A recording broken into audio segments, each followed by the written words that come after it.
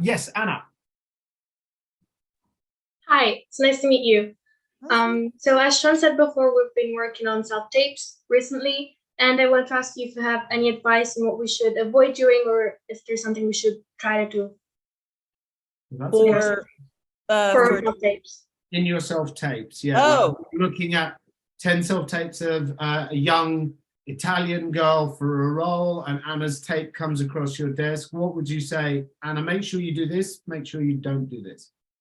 Well, I'd say the tips that I have when I watch self-tapes are just make sure if there are multiple people in the room when you're doing in the scene, give different people different eye lines, okay? Even if it's right to left, right? Because just that change puts me in the scene with you, right? So that helps.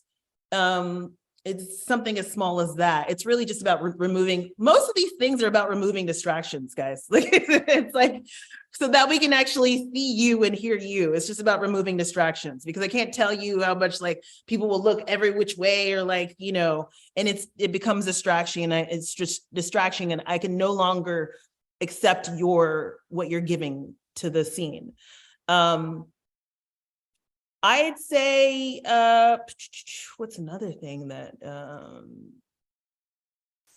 dress in a way that suggests the character. Now, if you're supposed to be playing a doctor, I don't need you to put on a doctor's coat. But if you're wearing like a white tank, like, or a white shirt, or like a green colored shirt, like for a nurse, that sort of feels like that. Give me the feeling of the character that you're playing. Well, that really helps. A little trick too, because there's always like little thumbnails of your takes. Never do more than 2 takes. Okay. I can't say, I don't have time to watch all of that. Okay, y'all. I even think even 2, you know. Yeah, it's like, I say to them all the time, casting directors, producers, would you agree, Bola, in the first, what, 10, 20 seconds, you know if this is a potential candidate that you may hire. She or he may get the job, and your instinct tells you that in the first 10 seconds, 20 maybe, right? And then they may make a mistake, or they've interpreted something wrong, but you're like, but this person looks and feels right. I may shortlist them, or I may have a Zoom with them, or something like that. Do you feel that gut reaction is that fast?